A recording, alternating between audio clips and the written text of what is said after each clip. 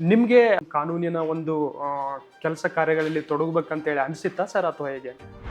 ಇಲ್ಲ, ನನಗೆ ಲಾಯರ್ ಆಗಬೇಕನ್ನೋ ಇಚ್ಛೆ ಇರಲಿಲ್ಲ. ಫಸ್ಟ್ ನೀವು ಲೋಕಾಯುಕ್ತರಾಗಿ ಬಂದ ನಂತರ ನಿಮ್ಮ ಮೈಂಡಿಗೆ ಬಂದಿದ್ದು ಹೇಗೆ? ನಾನು ಅಡ್ವೊಕೇಟ್ ಜನರಲ್ ಆಗಿದ್ದಾಗ ಕಾಯ್ದೆ ಜಾರಿಗೆ ಬರುವಾಗ ನಾನು ಆ ಕಾಯ್ದೆಯನ್ನು ಓದಿದ್ದೆ. ಯಾಕಂದರೆ ಇದರ ಮೂಲ ನನಗೆ ಮಾಹಿತಿ ಇತ್ತು. ಬಳ್ಳಾರಿ ಒಂದು ದಣಿಗಳ ಮೇಲೆ ನಿಮ್ಮ ಕಣ್ಣು ಬೀಳುತ್ತೆ. ಇಲ್ಲಿ ಆ ಭ್ರಷ್ಟಾಚಾರ ಆಗ್ತಾ ಇದೆ ಅನ್ನೋದು ಒಂದು ಥಾಟ್ ಬಂದಿದ್ದು ಹೇಗೆ ಅಂತ ಸರ್? ಕಂಪ್ಲೇಂಟ್ ಕೊಟ್ಟಿದ್ರು ಸರ್, ಅದನ್ನು ಸಂಪೂರ್ಣ ವಿಚಾರಣೆ ಮಾಡಿದ್ವಿ. ಫುಲ್ ಡೆಪ್ತ್ ಹೋಗ್ಬಿಟ್ಟಿದೆ. ಹೌದೌದು, ಎಲ್ಲಿಂದ ಶುರು ಆಗ್ತಿದೆ, ಏನು ಯಾವ ರೀತಿಯಲ್ಲಿ ಇದೆ ಅಂತ. ಮೊದಲನೇದಾಗಿ ನಾನು ಹೇಳಬೇಕಾದ್ರೆ, ಗಣಿಗಾರಿಕೆ ಮಾಡುವ ಸಮಯದಲ್ಲಿ 1 ಮೆಟ್ರಿಕ್ ಟನ್ನಿಗೆ ಸರ್ಕಾರಕ್ಕೆ ಬರ್ತಾ ಇದ್ದಂಥ ರಾಜಧನ 27 ರೂಪಾಯಿ.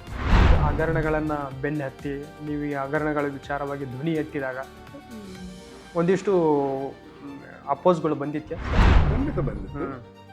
ಹೆಚ್ಚು ಸ್ವಲ್ಪ ಪರಿಚಯ ಇದ್ದವರೆಲ್ಲ ಫೋನ್ ಎಲ್ಲ ಮಾಡ್ತಾ ಇದ್ರು. ಹೇಳಿದ್ರೆ ಈ ವಿಚಾರದಲ್ಲಿ ದಯವಿಟ್ಟು ನನ್ನ ಹತ್ರ ಮಾತಾಡಬೇಡಿ, ನಾನು ನನ್ನ ವಿಚಾರಣೆ ಇದೆ ಅಂತ ತಿಳ್ಕೊಂಡ್ಬಿಟ್ಟು ಅದರಲ್ಲಿ ಬಂದ ಮಾಹಿತಿ ಪ್ರಕಾರ ನಾನು ಮುಂದೆ ಹೋಗ್ತೇನೆ. ಬಿಡದಿ ವಿಚಾರ ಸರ್, ನಿಮ್ಮ ಒಂದು ವೈಯಕ್ತಿಕ ಅಭಿಪ್ರಾಯ ಏನಾಗಿರುತ್ತೆ ಸರ್?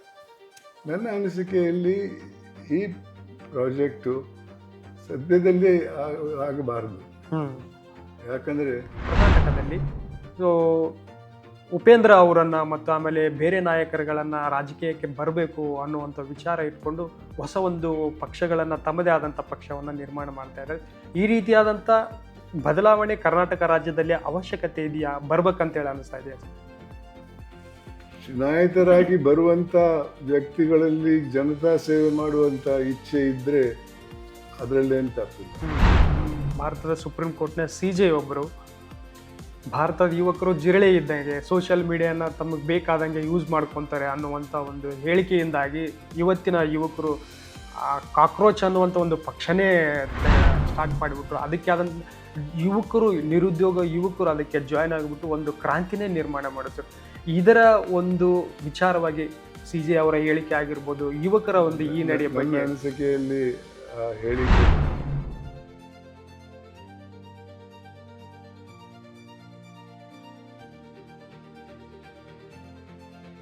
ಮತ್ತೆ ಇಂಥ ಸ್ಟೇಟ್ಮೆಂಟ್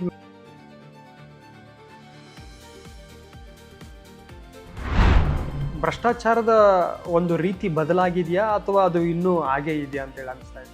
ಹಾಗೇ ಇದೆ ಖಂಡಿತ. ಅದರ ಪ್ರಯತ್ನ ನಡೀತಾ ಇದೆ, ಅದನ್ನು ಬದಲಾಯಿಸುವಂಥ ಪ್ರಯತ್ನ. ಇದಕ್ಕೆ ಮೂಲ ಕಾರಣ ನಮ್ಮ ಸಮಾಜ. ಹಿಂದೆ ಈ ಸಮಾಜ ಒಳ್ಳೆ ಕೆಲಸ ಮಾಡಿದವರನ್ನ ಗುರುತಿಸಿ ಅವರನ್ನ ಪುರಸ್ಕರಿಸ್ತಾ ಇದೆ. ಇವತ್ತು ಈ ಸಮಾಜ ಜನರಿಗೆ ಒಂದು ಆಸೆ ಹುಟ್ಟಿಸ್ತಿದೆ. ಶ್ರೀಮಂತನಾದರೆ ಎಲ್ಲ ಕೆಲಸ ಮಾಡಿಸ್ಕೊಳ್ಬೋದು, ಹಣ ಮಾಡ್ಬೋದು. ಇದೆಲ್ಲ ಇವತ್ತಿನ ಸಮಾಜ ಬರೀ ಶ್ರೀಮಂತರಿಗೆ ಮಾತ್ರ ಗೌರವ ಕೊಡ್ತದೆ ಹೊರತು ಪ್ರಾಮಾಣಿಕರಿಗೆ ಯಾವ ಗೌರವನೇ ಇಲ್ಲ. ಶ್ರೀಮಂತನಾಗಿರೋದು. ಅದರಿಂದ ಈ ಸಮಾಜದ ಭಾವನೆಯನ್ನು ಬದಲಾಯಿಸಬೇಕು ಅನ್ನೋ ಹಿನ್ನೆಲೆಯಲ್ಲಿ ನನ್ನ ಪ್ರಯತ್ನ ನಡೆಸ್ತಾ ಇದ್ದೇನೆ. ಎಷ್ಟು ಬದಲಾವಣೆ ಬರ್ತದೋ ಗೊತ್ತಿಲ್ಲ.